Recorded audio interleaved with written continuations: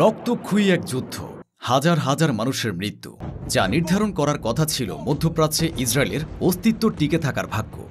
ইরানের ভেতরে ঝাঁকে ঝাঁকে বিমান, ক্ষেপণাস্ত্র ও সাইবার হামলা, টার্গেট কিলিংয়ের মাধ্যমে শীর্ষ জেনারেলদের হত্যা, এমনকি সরকার পতনের ষড়যন্ত্র আর খামেনিকে হত্যার মিশন, কোনো কিছুই বাদ রাখেনি ইসরায়েল।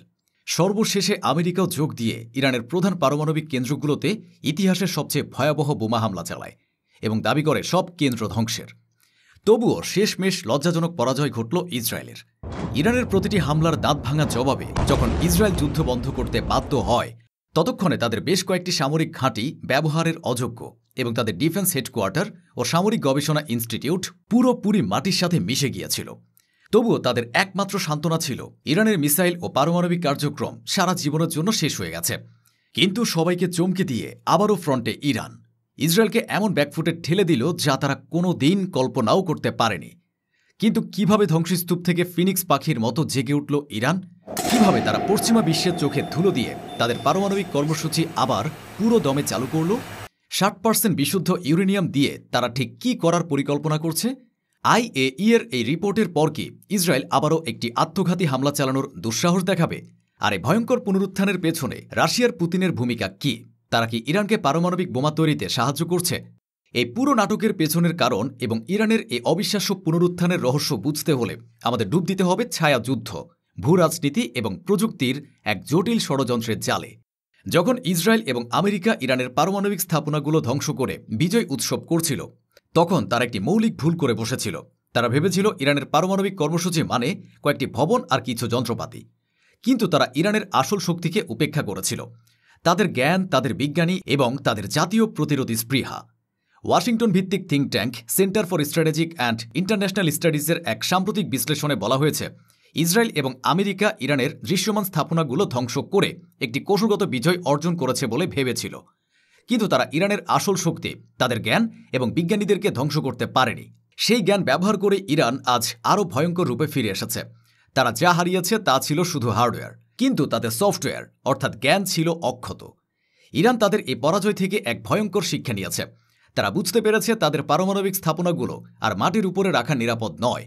তাই যুদ্ধের পরপরই তারা তাদের পারমাণবিক কর্মসূচিকে এক নতুন, আরও গোপন এবং দুর্ভেদ্য পর্যায়ে নিয়ে যায়। ইরানের ইসলামিক রেভলিউশনারি গার্ড কর্পসের অধীনে প্রজেক্ট আলবোর্স নামে এক অতি গোপন পরিকল্পনা গ্রহণ করা হয়। এই পরিকল্পনার অধীনে ইরানের প্রধান পারমাণবিক কার্যক্রমগুলোকে দেশের বিভিন্ন প্রান্তে ছড়িয়ে থাকা গভীর ভূগর্ভস্থ এবং পাহাড়ের ভেতরের স্থাপনায় সরিয়ে নেওয়া হয়। এর মধ্যে সবচেয়ে গুরুত্বপূর্ণ হল ফোর্ডো পারমাণবিক কেন্দ্র।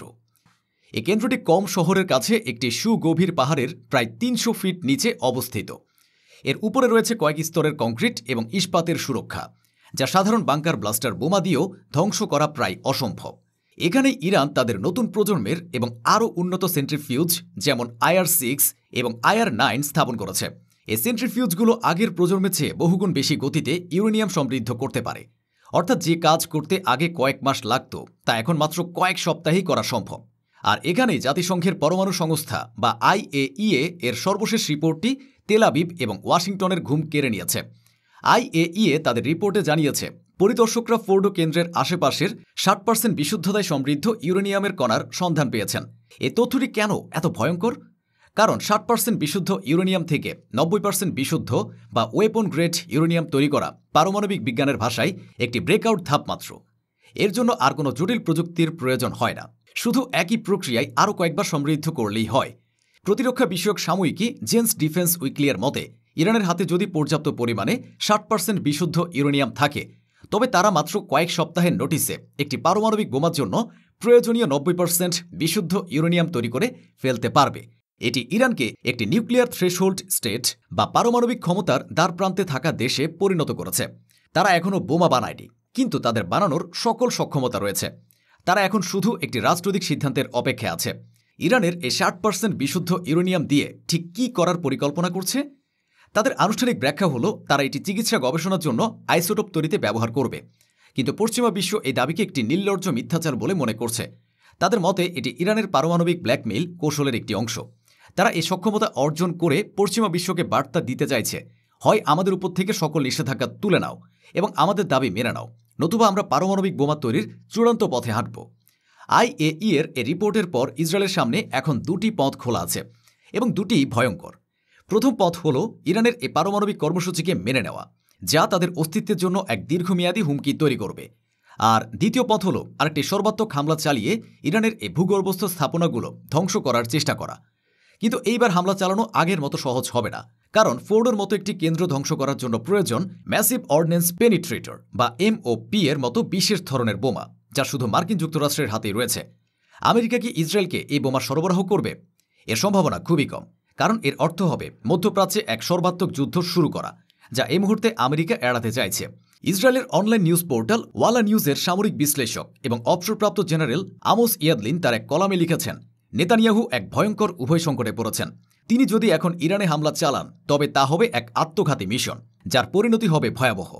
ইরান শুধু সরাসরি প্রতিশোধ নেবে না, বরং তারা লেবাননের হিজবুল্লাহ, সিরিয়া এবং ইরাকে থাকা তাদের ছায়া গোষ্ঠীগুলোকে দিয়ে ইসরায়েলকে চারিদিক থেকে আক্রমণ চালাবে। এটি হবে এমন এক বহুমুখী যুদ্ধ যা মোকাবেলা করার ক্ষমতা হয়তো ইসরায়েলের নেই।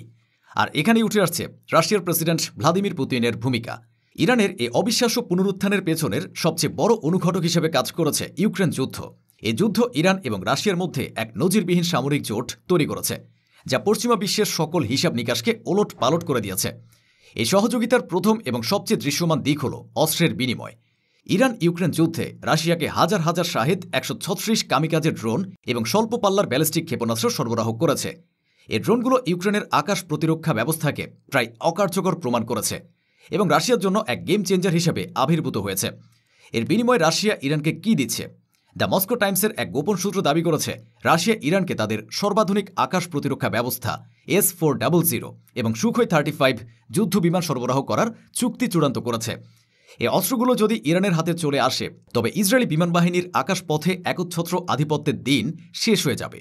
কিন্তু সবচেয়ে ভয়ঙ্কর অভিযোগটি হল, রাশিয়া ইরানকে গোপনে তাদের পারমাণবিক কর্মসূচিতেও সাহায্য করছে। ডার স্পিগেল পত্রিকার এক অনুসন্ধানী প্রতিবেদনে দাবি করা হয়েছে, রাশিয়ার পারমাণবিক শক্তি সংস্থা রোসাটমের বিজ্ঞানীরা ইরানের বিজ্ঞানীদের নতুন প্রজন্মের সেন্ট্রিফিউজ তৈরি এবং ইউরেনিয়াম সমৃদ্ধ করার কৌশল উন্নত করতে সাহায্য করছেন। যদিও রাশিয়া এবং ইরান উভয়ই এই অভিযোগ অস্বীকার করেছে, কিন্তু IAEA এর রিপোর্টে 60% বিশুদ্ধ ইউরেনিয়ামের উপস্থিতি এই অভিযোগকেই শক্তিশালী করে। শুধু তাই নয়, রাশিয়ার সামরিক গোয়েন্দা সংস্থা GRU এবং ইরানের কুদস ফোর্সের সাইবার ইউনিট যৌথভাবে পশ্চিমা দেশগুলোর বিরুদ্ধে এক সাইবার যুদ্ধ চালাচ্ছে। তারা পশ্চিমা স্যাটেলাইট সিস্টেম হ্যাক করা থেকে শুরু করে আর্থিক প্রতিষ্ঠানগুলোতে হামলা চালানোর মহড়া দিচ্ছে। এই পুরো পরিস্থিতি প্রমাণ করে যে ইরান এখন আর একা নয়, তাদের পেছনে রয়েছে রাশিয়ার মতো এক পারমাণবিক শক্তি, যারা পশ্চিমা বিশ্বের বিরুদ্ধে এক নতুন স্নায়ুযুদ্ধে নেমেছে। ইসরায়েলি বিশ্লেষকরা এখন ওয়াইনেটের মতো সংবাদ মাধ্যমে খোলাখুলি স্বীকার করেছেন যে শুধু সামরিক হামলা দিয়ে ইরানের এই বহুমুখী হুমকি মোকাবেলা করা সম্ভব নয়, বিশেষ করে যখন তাদের পেছনে রাশিয়ার মতো একটি পারমাণবিক শক্তি রয়েছে। এটি ইসরায়েলের কৌশলগত পরাজয়েরই ইঙ্গিত দেয়। অন্যদিকে চীন অর্থনৈতিকভাবে ইরানকে বাঁচিয়ে রেখেছে। তারা ইরানের তেল কিনে এবং বিভিন্ন প্রকল্পে বিনিয়োগ করে পশ্চিমা নিষেধাজ্ঞাগুলোকে অকার্যকর করে দিচ্ছে। তেল আবিবের আকাশে এখন ঘুরপাক খাচ্ছে এক ভয়ঙ্কর প্রশ্ন, আলোচনা নাকি আরেকটি যুদ্ধ?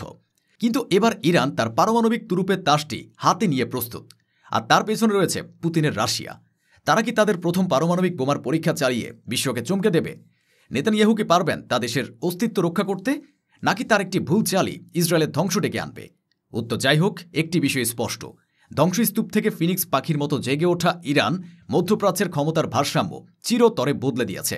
বিশ্ব এখন এক ভয়ঙ্কর পারমাণবিক যুদ্ধের দ্বার প্রান্তে দাঁড়িয়ে আছে, যার একটি ভুল চালই পুরো বিশ্বকে এক প্রলয়ঙ্কারী ধ্বংসের দিকে ঠেলে দিতে পারে।